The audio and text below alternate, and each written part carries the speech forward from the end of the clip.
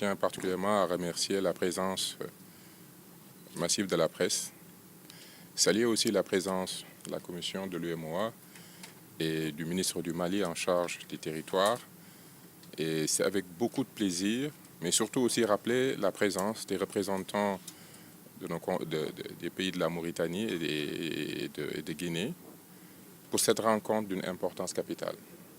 Comme vous le savez, ce bassin du fleuve Sénégal qui nous réunit est un cadre de vie. Au-delà de la dimension il y a une frontière, on oublie que c'est aussi un cadre de vie, c'est un espace de vie. Et ce projet de validation de schéma d'aménagement montre que nous, autorités politiques, qui partageons cet espace, avons compris que la dimension transfrontalière est une opportunité. Une opportunité qui nous permet, à travers ces schémas d'aménagement, de mieux comprendre les enjeux et les défis. De permettre à l'ensemble des communautés, l'ensemble des maires, des municipalités qui partagent cet espace, de pouvoir apporter de manière itérative et participative leur contribution dans l'élaboration d'un schéma d'aménagement qui permet de prendre en compte les enjeux de développement, les risques, les opportunités pour une gestion concertée de cet espace. C'est ça l'enjeu. Au-delà de ce moment important de validation politique, c'est de permettre aux populations, aux communautés de territoire qui partagent cet espace d'avoir cet instrument de planification d'aménagement qui va permettre un développement durable et concerté. C'est pour ça que je peux parler au nom de l'ensemble des ministres qui aujourd'hui sont présents ici ou se sont fait représenter pour exprimer notre fierté et notre engagement et magnifier l'appui et la présence de la commission de l'UEMOA sur cet enjeu majeur des zones transfrontalières qui doivent être des espaces où nous ne devons pas seulement penser à intervenir, mais permettre aux populations de penser le développement depuis leur territoire, depuis ces espaces.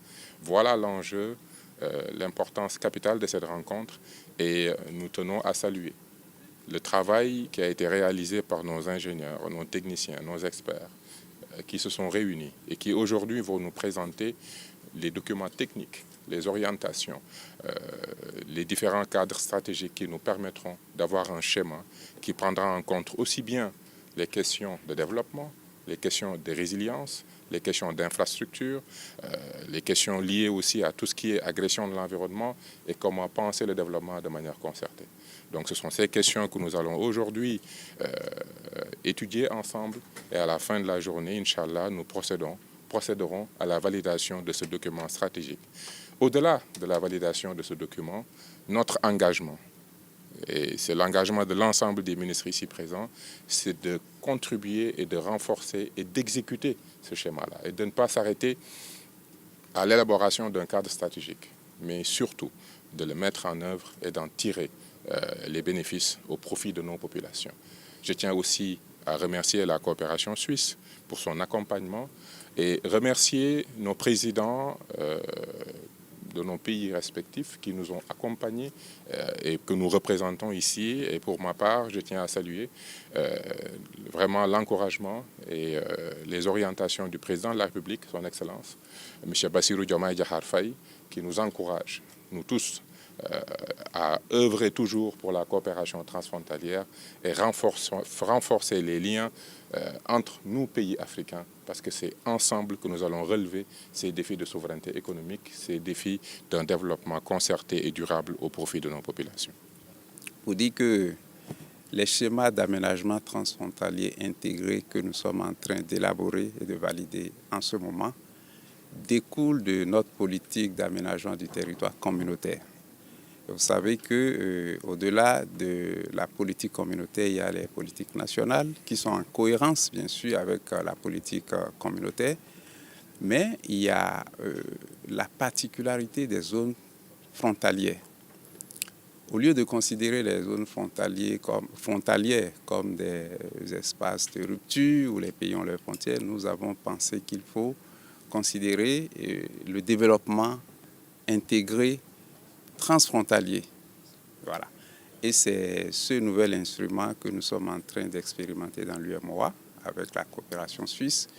Nous avons déjà réalisé 5 dans d'autres espaces qui comprennent par exemple le Burkina, la Côte d'Ivoire, le Mali, le Bénin, le Niger, le Nigeria, le Togo et le Bénin, le Mali, le Niger et le Burkina Faso, et aujourd'hui la Guinée, la Mauritanie, le Sénégal et le Mali au niveau du bassin du fleuve Sénégal. Donc c'est vraiment une innovation au niveau du développement donc, de nos pays, et nous saluons la présence effective des ministres des pays concernés qui vont valider cet instrument que nous allons ensuite mettre en œuvre. Le ministre l'a rappelé, il n'est pas seulement bien de valider juste un instrument. Ce qui est important et plus urgent, c'est la mise en œuvre de ce qui aurait été retenu dans ce SATI que nous allons valider tout à l'heure. Voilà. Pour d'abord l'initiative, le commissaire a dit vraiment cette belle initiative de pouvoir avoir un outil qui nous permette de mieux gérer vraiment nos zones frontalières. Voilà, donc ça, cette initiative est à saluer. Donc nous ne pouvons que les féliciter, les remercier pour avoir cette initiative et remercier les autorités sénégalaises aussi qui ont accepté que ce travail-là se fasse vraiment à Dakar. Voilà, donc nous sommes venus aujourd'hui pour effectivement prendre connaissance de ce travail que les experts ont eu à faire ici, pour le valider, pour que, comme mes prédécesseurs l'ont dit, pour que nos zones frontalières puissent se développer de manière vraiment harmonieuse dans la tranquillité, dans la coopération, la fraternité, parce que nous sommes tous frères. Nous sommes tous frères, nous sommes les mêmes. Voilà, donc nous devons réfléchir ensemble pour voir comment nous devrons avancer. Voilà, donc lui c'est mon frère, c'est pas parce que je veux faire de la démagogie, non, c'est la réalité. Voilà, c'est la réalité, nous parlons tous les mêmes langues. Voilà, on se comprend, on peut ne pas parler français tout de suite, parler dans nos langues. Voilà, donc ça, c'est ce qu'on est en train de concrétiser aujourd'hui en faisant, parce que le développement, il faut le planifier. Il faut avoir des orientations très claires et c'est ce qui est en train d'être fait. Voilà aussi, je remercie les partenaires techniques qui nous accompagnent dans ce processus. Donc, merci une mille fois aux autorités sénégalaises et à la commission de l'UEMOA pour cette belle initiative. Je vous remercie. Je suis content d'être là pour cette cérémonie de validation du schéma de coopération. Et je suis là en tant que représentant du bailleur de fonds, qui est la Suisse depuis 10 ans avec l'UEMOA sur des projets de coopération transfrontalière et entre les administrations territoriales. Je ne suis pas là pour donner des leçons, mais je suis là pour rappeler que la Suisse est aussi le château d'eau d'Europe et que nous aussi, on discute avec les Allemands, on discute avec les Français, on discute avec les Italiens, on discute avec les Autrichiens pour que la coopération au niveau de la gestion de l'eau marche. Et c'est la même chose ici, exactement la même chose. Les populations se connaissent. Moi, je viens d'une zone de frontière. J'habite à 10 km de l'Italie. Donc, je sais comment c'est. On est les mêmes.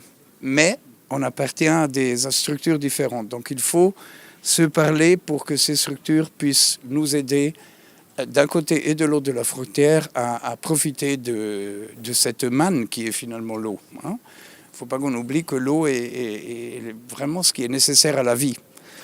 Peut-être plus que toute autre chose. Et donc, le fait de gérer bien les ressources qu'on a, parce que c'est des ressources précieuses, est une chance à saisir, et c'est une chose que je vois que cette sous-région saisit. Nous accompagnerons aussi la mise en œuvre du programme, donc on ne veut pas seulement que ce soit sur papier, mais on aimerait bien que ça ait un impact sur le terrain. Mais en tout cas, je félicite les ministres des pays représentés ici, parce que je crois vraiment que c'est la voie à suivre. Ce n'est pas en s'accusant mutuellement de fautes graves ou pas graves qu'on va avancer, mais c'est en discutant et en trouvant des solutions ensemble.